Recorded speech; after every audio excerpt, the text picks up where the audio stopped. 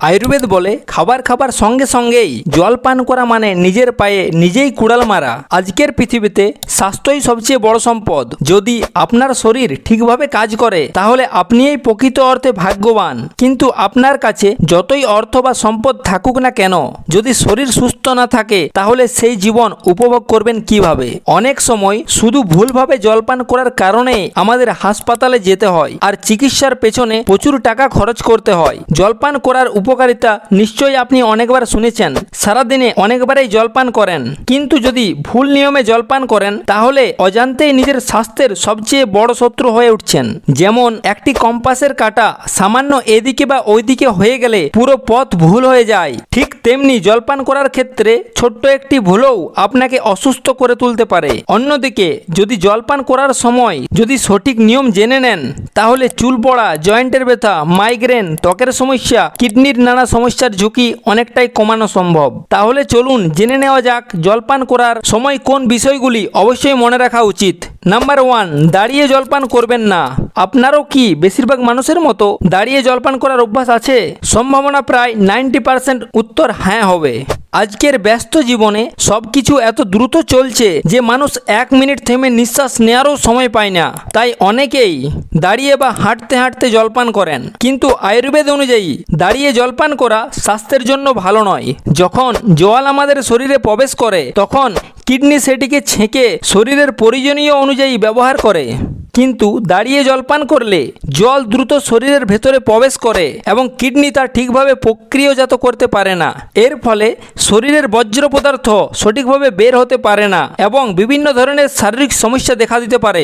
এছাড়াও যারা সব সময় তাড়াহুড়া করে বা দাঁড়িয়ে জলপান করেন তাদের ভবিষ্যতের হাঁটুর ব্যথা বা আর্থারাইটিসের ঝুঁকিও বাড়তে পারে বলে আয়ুর্বেদে উল্লেখ করা হয়েছে। তাই সম্ভব হলে সব সময় বসে ধীরে ধীরে এবং আরাম করে জলপান করার অভ্যাস গড়ে তুলুন। নাম্বার 2, একসঙ্গে অতিরিক্ত জলপান করবেন না। জল মানুষের শরীরের জন্য অত্যন্ত গুরুত্বপূর্ণ, এই কথা সবাই জানে, কিন্তু অনেকেই এমনভাবে জলপান করেন যে প্রতি 10 মিনিটে জল না খেলে যেন বড় কোনো সমস্যা হয়ে যাবে। কিন্তু বাস্তবে অতিরিক্ত জলপান করাও স্বাস্থ্যের জন্য ভালো নয়। মনে রাখবেন, যে কোনো ভালো জিনিসেই অতিরিক্ত হলে ক্ষতি হতে পারে। আজকাল অনেকেই মনে করেন প্রতি আধ ঘন্টা বা প্রতি ঘন্টায় জোর করে জলপান করা উচিত, তৃষ্ণা লাগুক বা না লাগুক। কিন্তু যদি বারবার অপ্রয়োজনীয়ভাবে জলপান করেন তাহলে শরীরের স্বাভাবিক তৃষ্ণার সংকেতের সঙ্গে ভারসাম্য নষ্ট হতে পারে। তাই যখন সত্যিই তৃষ্ণা লাগবে তখন পর্যাপ্ত পরিমাণে জলপান করুন। শরীর নিজেই তার প্রয়োজন অনুযায়ী সেই জল ব্যবহার করবে। নাম্বার 3, খাওয়ার ঠিক আগে বা পরে বেশি জলপান করবেন না। অনেকেই খাবার সঙ্গে সঙ্গেই 1 গ্লাস জলপান করে ফেলেন, আবার কেউ খাবার ঠিক আগেও অনেকটা জলপান করেন। আয়ুর্বেদের মতে খাবার হজমের সময় শরীর প্রয়োজনীয় পাচকরস তৈরি করে, সেই সময় অতিরিক্ত জলপান করলে সেই পাচকরস পাতলা হয়ে যেতে পারে, ফলে খাবার হজমে সমস্যা হতে পারে। এর ফলে গ্যাস, বদহজম, পেট ফাঁপা এবং কোষ্ঠকাঠিন্যর মতো সমস্যা দেখা দিতে পারে। তাই আয়ুর্বেদে পরামর্শ দেওয়া হয়েছে খাবার ঠিক আগে বা সঙ্গে সঙ্গে অতিরিক্ত জল পান করবেন না, কিছুটা সময় বিরতি দিয়ে জলপান করুন। আপনি চাইলে খাবার পর এক চুমুক করে জলপান করতে পারেন। নাম্বার 4, খুব দ্রুত জলপান করবেন না।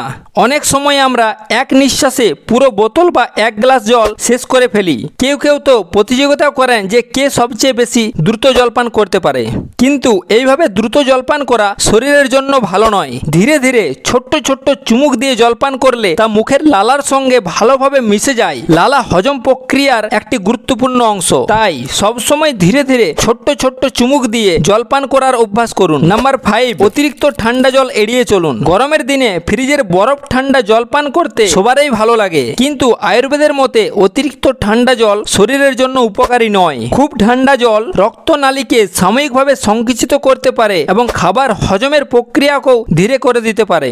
তাই গরমের সময়েও সম্ভব হলে স্বাভাবিক তাপমাত্রার বা মাটির ঘাড়ার জলপান করাই সবচেয়ে ভালো।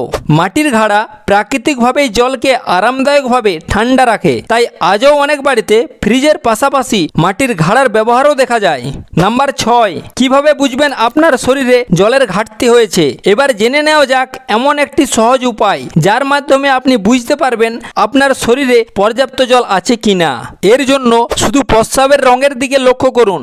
যদি প্রস্রাবের রং গাঢ় হলুদ হয় তাহলে বুঝতে হবে আপনার শরীরে জলের ঘাটতি রয়েছে এবং আরও জলপান করা প্রয়োজন।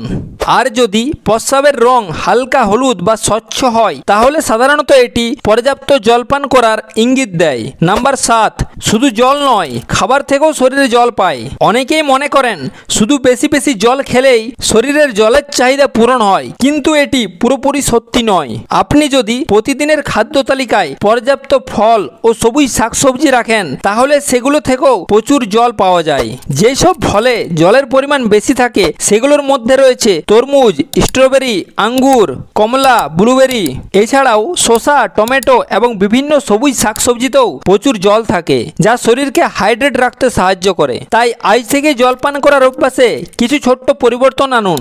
দাঁড়িয়ে নয়, বসে জল পান করুন। একবারে অতিরিক্ত জল পান করবেন না, ধীরে ধীরে ছোট্ট ছোট্ট চুমুক দিয়ে জল পান করুন। খাবার সময় অতিরিক্ত জল এড়িয়ে চলুন। অতিরিক্ত ঠান্ডা জলের বদলে স্বাভাবিক বা মাটির ঘাড়ার জল ব্যবহার করুন। তৃষ্ণা লাগলে পর্যাপ্ত জল পান করুন এবং ফল ও শাকসবজিও নিয়মিত খান।